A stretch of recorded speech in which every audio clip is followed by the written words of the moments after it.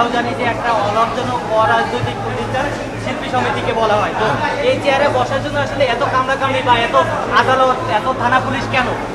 আপনি যখন আপনার সত্যতাকে বা আপনার অধিকারকে প্রতিষ্ঠিত করতে যাবেন, তখন তো আপনার এটা আসবেই। সে তো অন্যায়কে, আমার অধিকারকে সে কেড়ে নিয়েছে। আপনি নিশ্চিন্ত দেখেন, নির্বাচনের আগে আমাকে বিভিন্নভাবে কালার করার চেষ্টা করেছে, শিমু হত্যা মামলার আসামি করার চেষ্টা করেছে আমাকে মিথ্যাভাবে, আমার নামে স্ক্রিনশট বানিয়ে ফেসবুকে আমার নামে প্রচার করেছে। যত ধরনের অপপ্রচার ছিল, কিছু অসহযোগী শিল্পীকে দিয়ে আমাকে কালার করার চেষ্টা করেছে। কিন্তু শিল্পীদের ভালোবাসা দেখেন, কোনো মানুষ অজনপ্রিয় হলে তিনবার শিল্পীদের ভোটে নির্বাচিত হতে পারে না। স্বচ্ছভাবে নির্বাচনে আমি তিনবার নির্বাচিত। সেই মানুষটাকে নির্বাচনে বসতে না দেওয়ার চেয়ারে আপনি বলেন, তখন আপনার অধিকারকে প্রতিষ্ঠিত করার জন্য আপনি আদালতে যাবেন না? আদালত তো সর্বশেষ আশ্রয়স্থল মানুষের। আমি তো তার সাথে হাতাহাতি আর মারামারি করতে চাইনি। কিন্তু তিনি একটি অন্যায়কে এবং অবৈধ অগঠনতান্ত্রিক প্রক্রিয়া অনুসরণ করে নির্বাচিত না হয়ে জোর করে বসে আছেন।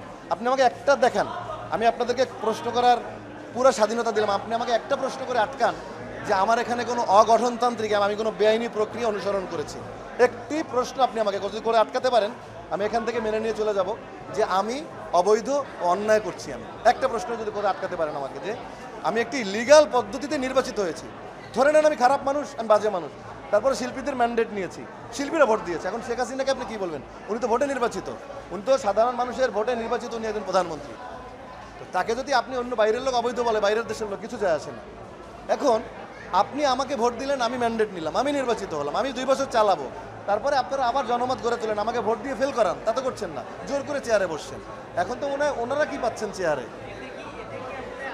শিল্পী সমাজের উপর দর্শকদের, আপনাদের যারা লক্ষ কোটি দর্শক আছেন, তাদের উপরে কোনো নেতিবাচক প্রভাব পড়ছে না? পুরাটাই তো পড়েছে আমাদের সম্পর্কে। উনি এই এই প্রক্রিয়াটা করতে এসে বাস স্ট্যান্ড, ট্রাক স্ট্যান্ডের সমিতির মতো করে ফেলেছেন। টাকা দিয়ে ভোট কেনার দিন শেষ, এমন গানও ওনারা বানিয়েছিলেন। রিয়াজ ভাইয়ের সে কি মেকি অভিনয়, এগুলো দেখেছি। কিন্তু আমার দেখেন, আমার প্যানেল থেকে তখন তো এগুলো হয়নি। সৎসঙ্গে স্বর্গবাস, অসৎসঙ্গে সর্বনাশ। আমার ক্যাবিনেট যখন রিয়াজ ভাই ছিল, রিয়াজ ভাইয়ের একটা আপনি কার্যক্রম একটা বলেন তো। রিয়াজ ভাই তো এইখানে এসেই জানি কেমন তার হারিয়ে ফেলেছে। একটি লোক ভাইস প্রেসিডেন্টে দাঁড়িয়ে হেরেছে, তারপরে আবার ইসিতে সে কোয়াপ হয়ে আসে। আমি তো হারলে জীবনে এগুলো আর কোয়াপ হয়ে আসা চিন্তা করতাম না। এই যে ওনাদের একটা শিল্পী সমিতিকে ঢাল ব্যবহার করা, এটার মধ্যে কি যেন আছে। ওনাদের ধারণা শিল্পী সমিতি না থাকলে জায়েদের অস্তিত্ব থাকবে না, এমন একটা ওনারা ব্যক্তি জায়েদকে টানার চেষ্টা করেছে সমিতি বাদ দিয়ে। এতে করে সাধারণ মানুষের শিল্পী সমিতির প্রতি, শিল্পীদের প্রতি সম্মান নষ্ট হয়েছে, শিল্পীদের প্রতি একটা বিরূপ ধারণা হয়েছে।